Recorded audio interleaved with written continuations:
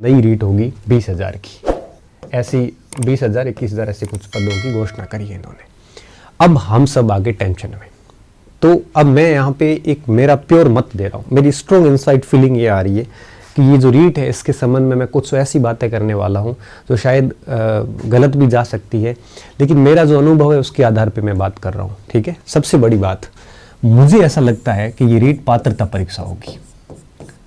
मुझे ऐसा लगता है कि ये रीट महज और महज पात्रता परीक्षा होगी।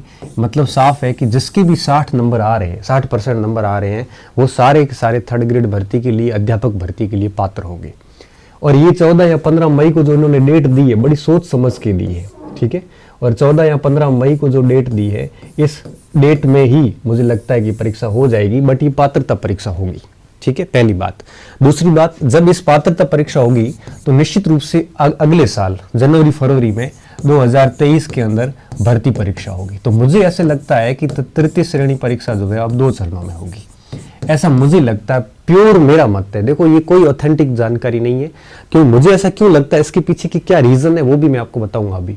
तो मेरा ऐसा मानना है कि जो भी 2022 को आगे 14-15 मई की डेट जो दी है मुख्यमंत्री जी ने, इसके पीछे प्योर रूप से ये है कि यह पात्रता परीक्षा होगी। इसके नंबर आगे तृतीय श्रेणी भर्ती परीक्षा जो आएगी उसमें काउंट नहीं होंगे, और उसके लिए अलग से परीक्षा होगी। जैसा कि 2011 का फॉर्मेट था, वही फॉर्मेट वापस लागू होगा, ऐसा मेरा स्ट्रॉन्ग इंट्यूशन है। क्यों है, इसके पीछे 3 कारण है।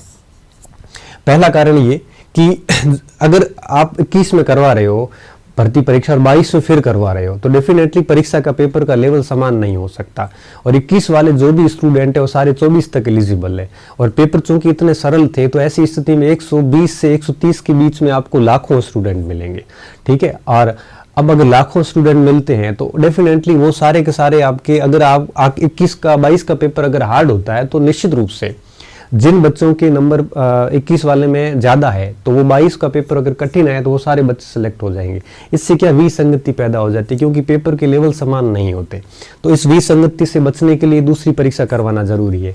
तो मुझे ऐसा लगता है कि 2021 और 2022 के जो लेवल है, इसमें क्या होगा, इसमें विसंगति हो रही है, और विसंगति के कारण आपके यूं कहिए कि एक अलग पेपर होगा। पहली बात। दूसरी बात, मुझे ऐसा क्यों लग रहा है, क्योंकि नवीन शिक्षा नीति हो या सरकार के खुद की स्टेटमेंट थे कि रीट केवल महज पात्रता परीक्षा ही होनी चाहिए, क्योंकि फिर रीट में अब 2 पेपर होंगे। देखो आप 14 या 15 मई को किया है ना, तो 2 पेपर होंगे, तो 2 पारियों में अगर पेपर होते हैं तो फिर वापस स्केलिंग करनी, नॉर्मलाइजेशन करना, फिर उसमें वापस विसंगति आती है, बच्चे कोर्ट में जाएंगे, क्योंकि एक ही परीक्षा पे अगर आप सिलेक्शन करवाते हो तो निश्चित रूप से नॉर्मलाइजेशन में दिक्कत आती है, और नॉर्मलाइजेशन के बाद में उसको कोर्ट में भी चुनौती। हालांकि पटवारी में नॉर्मलाइजेशन हुआ है, लेकिन कहने का मतलब है कि सरकार इस स्थिति में भी ऐसा नहीं करना चाहती है।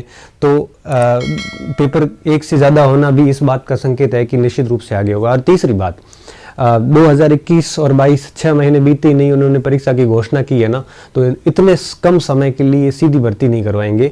और ये भर्ती मुझे ऐसा लगता है कि 23 में जो है वो आपके दूसरी परीक्षा होगी, और फिर चुनाव के टाइम ज्वाइनिंग मिल जाएगी। ठीक है, ऐसा मुझे प्योर रूप से ऐसा लगता है। ठीक है, अब आगे बात आती है कि क्या ये 14-15 मई को हो जाएगी।